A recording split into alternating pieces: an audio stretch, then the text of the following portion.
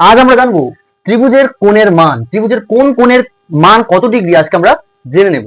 তাহলে প্রথমে আসি সূক্ষ্মকোণ। তাহলে সূক্ষ্মকোণের মান হচ্ছে 0 ডিগ্রি থেকে বড় এবং 90 ডিগ্রি থেকে ছোট। তাহলে আমরা কি জানলাম? সূক্ষ্মকোণ হচ্ছে 0 ডিগ্রি থেকে বড় এবং 90 ডিগ্রি থেকে ছোট। তাহলে সেই কোণগুলোকে আমরা বলবো সূক্ষ্মকোণী ত্রিভুজ, তাই তো? তাহলে কি হবে? যেমন 40 ডিগ্রি, 50 ডিগ্রি, 51 ডিগ্রি, তাই না? এগুলো হচ্ছে আমাদের সূক্ষ্মকোণ। সমকোণ, তাহলে সমকোণের মান শুধু 90 ডিগ্রি হয়, তাহলে সমকোণের মান শুধু 90 ডিগ্রি হয়।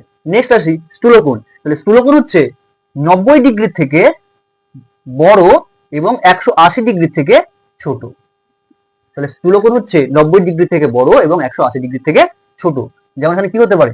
91 ডিগ্রি, 92 ডিগ্রি, তাই না? 170 ডিগ্রি, 160 ডিগ্রি, এরকম করে হয়ে যাবে।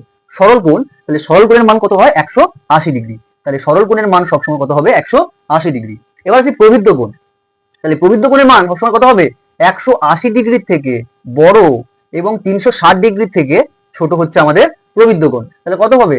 190 ডিগ্রি, 181 ডিগ্রি, তাই না? তারপর কত হবে? 200 ডিগ্রি। তাহলে এগুলো হচ্ছে প্রবৃদ্ধ কোণ। নেক্সট আমরা আসি সম্পূর্ণ কোণ। তাহলে সম্পূর্ণ কোণের মান সবসময় কত হয়? 360 ডিগ্রি, তাই না? তো এইগুলো হচ্ছে আমাদের ত্রিভুজের কোণের মান প্রত্যেকটা।